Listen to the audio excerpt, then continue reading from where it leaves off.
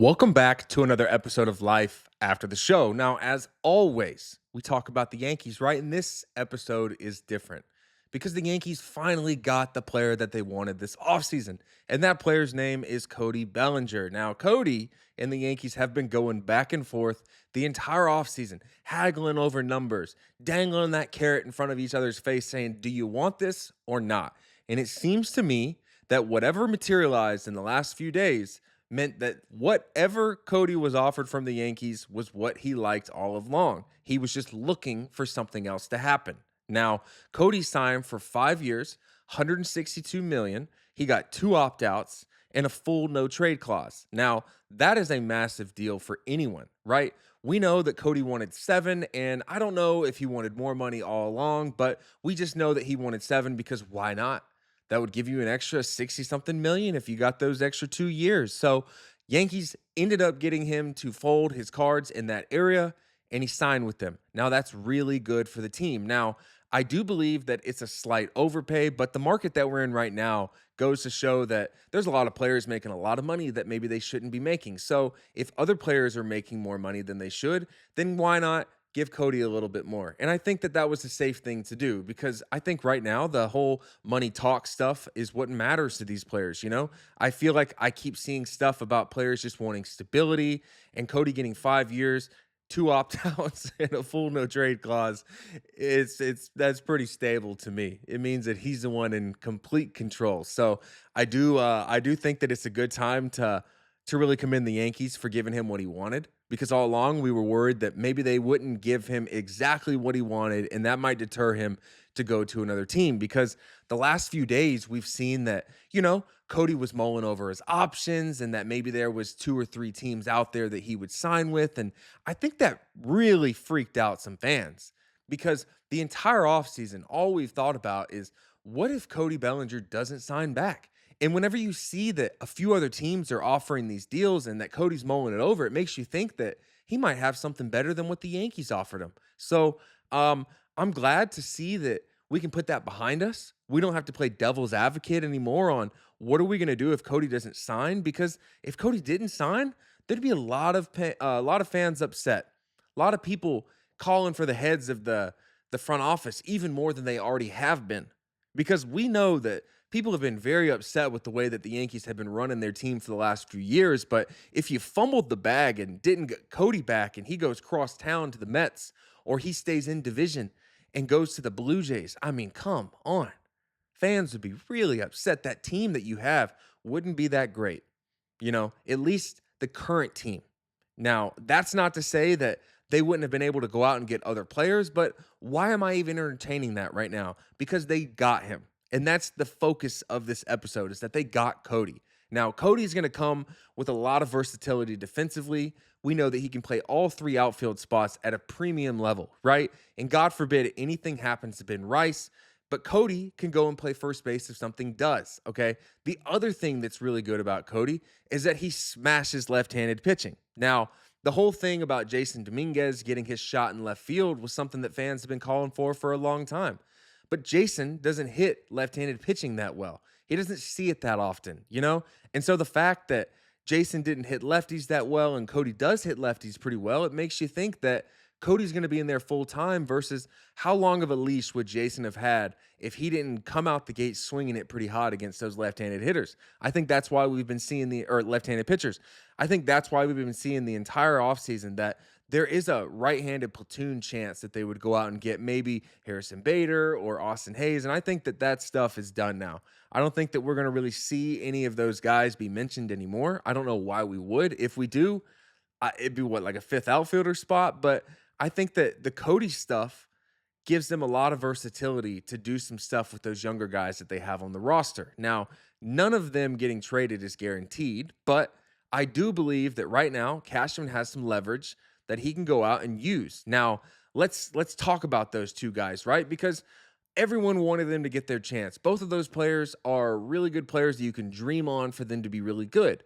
But what we have right now is we have an established big league player that is really good. If you go and look at his resume, it's really good. It has a few down years, but that's normal in baseball. Baseball is really, really hard, guys. So the fact that Cody recaptured all of the success that he had at a very early stage in his career is very promising to me.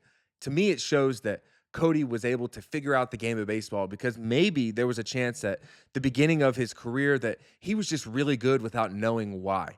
And whenever you struggle, it does give you the ability to figure out why you're struggling because a lot of players just have so much talent that they don't really know why they're that good. It's just so easy to them. So the struggle is really good for players as long as they can get it under control. Now, not every player gets it under control, but Cody seems to have a pretty good idea of why he's a good player now. So that's really positive to me. So hopefully the other players that we've mentioned the entire offseason that struggled last year can figure it out, weaponize that, make themselves better. Because again, I think struggling is good every now and then. And it was good for Cody, I think. So let's talk about the ramifications that comes with signing Cody, right? Now, obviously, one of the biggest things on my mind right now is he got a lot of money. So I'm wondering if the Yankees are kind of, in limbo on are they going to go above the luxury tax? Are they going to go below it? I don't know. I don't know what the answer to that is. But if they did go in the route of not wanting to spend a lot of money, then Cody does put some money on the books. And maybe it could be a reason why there's other players out there that are more expensive that they might not go get, whether that's free agent signings, whether that's trade acquisitions. I don't really have anyone off the top of my head that comes with a really high price tag.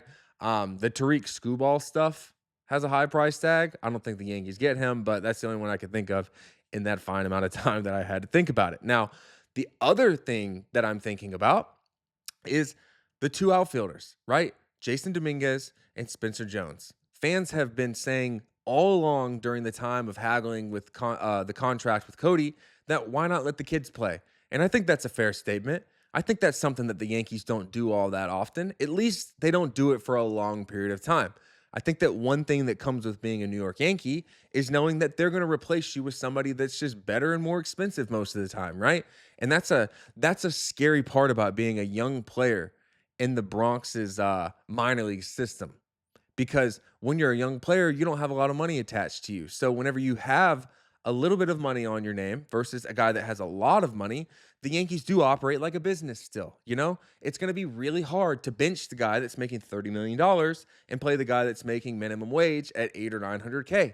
Because at the end of the day, it's a $30 million investment to these teams and they still run it like a business. So I'm hoping that if the Yankees don't plan on playing either of those guys, that they give them an opportunity to be traded and go somewhere else. Now, I do believe, in my perspective, and listen, my perspective doesn't mean that it's right, but I'm just watching the game and really just trying to figure out what I think will play the most for the Yankees. And I believe right now that if Brian Cashman were to hop on the phone and try to dangle either of those players in a trade talk with another team, that the player that has more value is Jason Dominguez. Now, that could change. Personally, the stuff that I've seen on Spencer Jones makes it seem like the industry isn't really that high on him. Now, obviously, everybody dreams on the fact that Spencer Jones has massive power. And who else has massive power for the Yankees at a young part of their career? Aaron Judge. Now, when Aaron Judge came into the league, he had like a 50-something% strikeout rate in his first season before he got injured. And I think that's a little bit of what the fans and the experts think about Spencer Jones is that he would come with a very high strikeout rate. And I don't think that would bode well for a team at the beginning of a season that needed to come out the gate swinging. Okay. That would be my concern with Spencer Jones. Now, I don't really know his defensive capability. I've read that he's pretty good. I know that he can steal some bases, but he's only a left-handed hitter in a lineup that we've already seen is way too lefty. Now, the only thing that I'll say off of that is, yeah, Cody Bellinger's a lefty too, but he hits lefties really good. I don't know anything about what Spencer Jones would do at his first crack in the big leagues. So my thought is that other teams would be thinking the same way and that other teams have seen how Jason Dominguez can play at a major league level. I think that if Jason were to get traded, you would see that he probably wouldn't play left field for their teams. They might move him to a right field spot because I don't think that he's a true center fielder. Okay, just because you come up in center field doesn't mean that you are a true center fielder. Just watch the way that some of these guys float around the outfield, and you can tell their comfortability level. Now, none of these guys are guaranteed to get traded, But if the Yankees were in a position right now where they could use one of those two young guys to go out and get a really good established pitcher or another player on the roster that's a position player or a reliever that's really good. I mean, it's got to be a player that's going to help your team now. I don't want to see a trade for any of these guys be someone that's, someone that's a year or two away from helping. I think right now the window of opportunity to win is closing. You got to maximize Aaron Judge's window. You got to maximize Garrett Cole while he can still throw. And you got to use every bit of time that you've got with John Carlos Stanton to keep him on the field and hope that he's just the guy that he was last year and the years before in terms of being a really high offensive production player, because all those guys have a lot of money on their names, right? I think that's one of the reasons why the Yankees have been a little frantic to give longer deals, is because they have three guys that are 300 million plus contracts that are all mid 30s or right around it, nearing the end of their career with the end of the production. And I just don't think that teams really love when they do that to themselves. And that's understandable. Okay. That's why we're seeing that pitcher or owners are really trying to go for like the 3 to 5 year deals. They don't want to do these. Like when I saw Juan Soto and those other guys are getting like 15 to 17 million or 17 years, that is insane to me. That's crazy.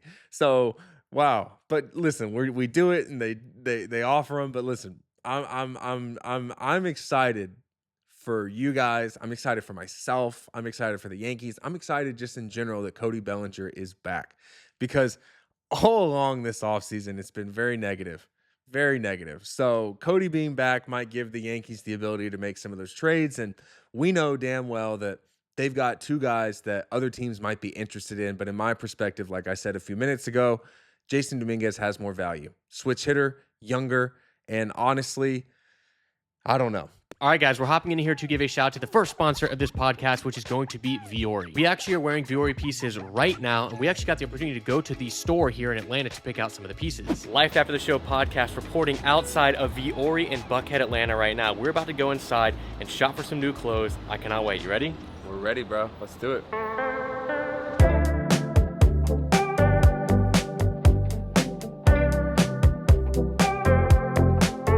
All right, so I'm checking out the Strato Tech tee. These are gonna be some essentials, especially we're playing a lot of pickleball, working out. We need these, so they've got them in black and a few colors. I'm gonna grab a black one, so check this out. Just a nice workout tee, super soft. That's so comfortable, so I'm gonna definitely try this one on. I got the Sunday Performance joggers. First off, these things are butter in hand and they go on perfectly. Love them. Honestly, never felt them before until today. Definitely gonna leave with these in hand. Maybe on the body too. This is nice.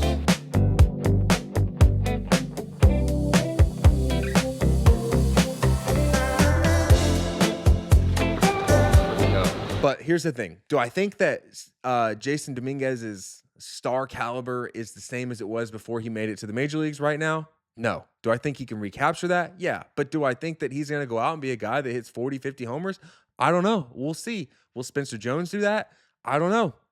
We'll see. It'll be very, very much so determined with Spencer Jones if he can mitigate the swing and miss. Because usually whenever you're a guy in the minors that has a high swing and miss rate, it doesn't just all of a sudden get less once you get to the big leagues. It might actually increase. So I don't know.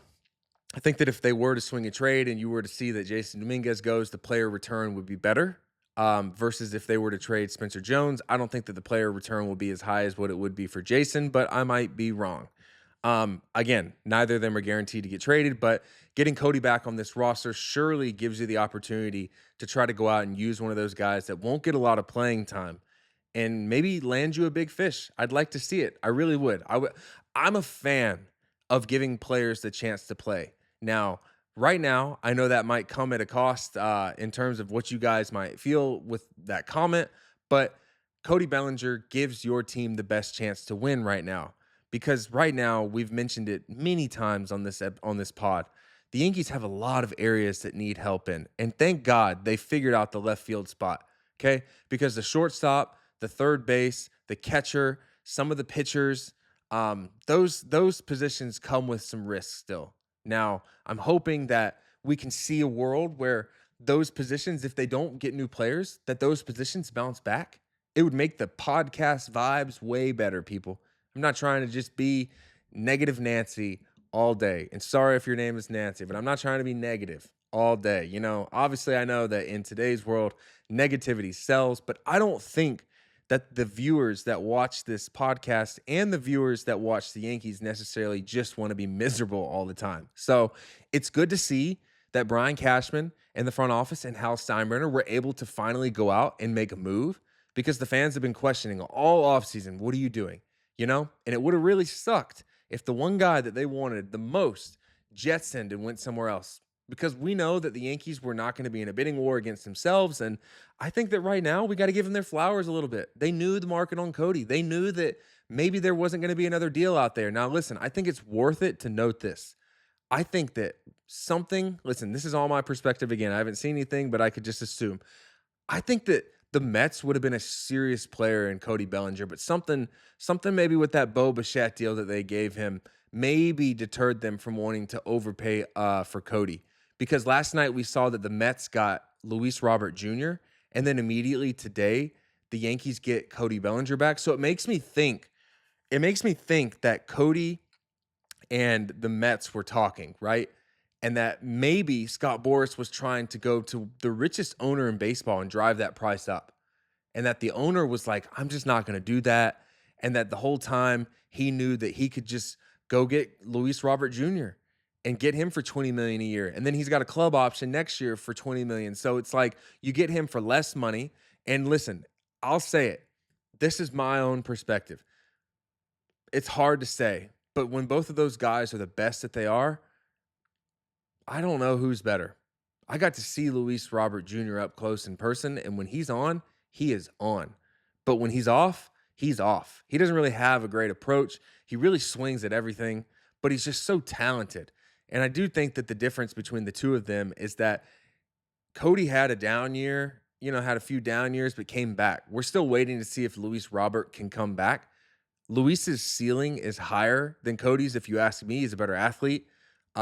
But I think Cody is a better baseball player in terms of being able to go with the ebbs and flows of what goes on in a season and make the adjustment. So I think that when the Mets probably found out that they weren't going to be able to, or maybe they were able to, because Steve Cohen's there's a drop in the bucket for him with the money.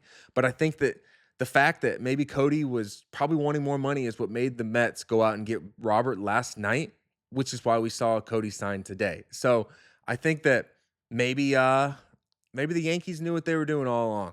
Maybe they did. I don't know.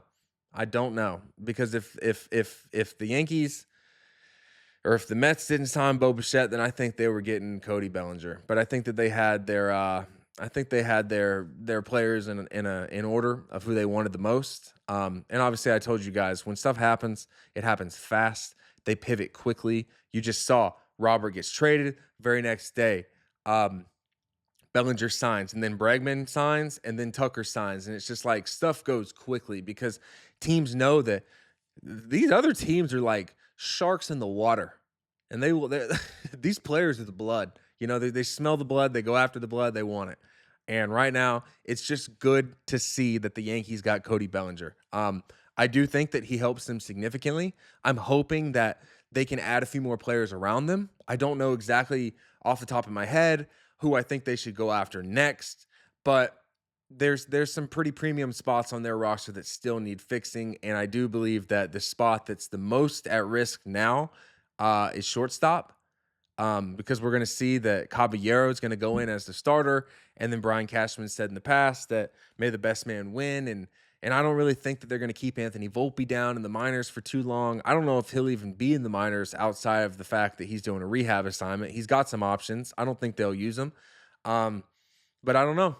I think that right now we could see something happen next, guys. I really do. I think that we're going to see one of those two young outfielders get traded next. And if they don't get traded now, I think that they are at play to get traded sometime during spring training or maybe in the middle of the season.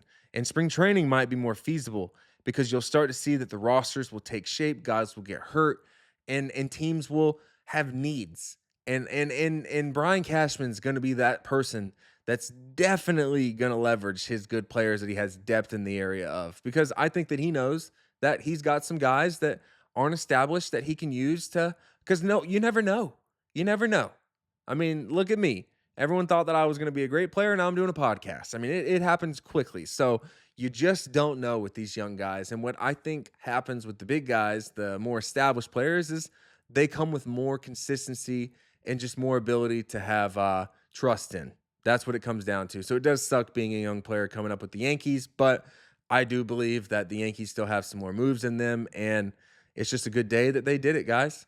I mean, rejoice. Don't be too upset that they overpaid a little bit. Don't be too upset at the no trade clause or the opt outs. The opt outs are good for them. If Cody ends up being really good and wants to leave, that sucks. But if he ends up being really bad and opted out for whatever reason, I mean, that's unlikely. That doesn't make any sense to me, but I don't know. The opt-outs could be good. They could be bad. It could give the Yankees get a chance to get the money off the books and go after somebody that makes more sense is all I'm getting at. But we'll see. All I know, good day to be a Yankee fan, I think. Hopefully you guys are happy. I can't wait to see what the comments say. Listen, here's the thing. If you are happy with this deal, let me know in the comments. If you're unhappy, let me know. Let me also know, this is one thing I'm very curious with you guys.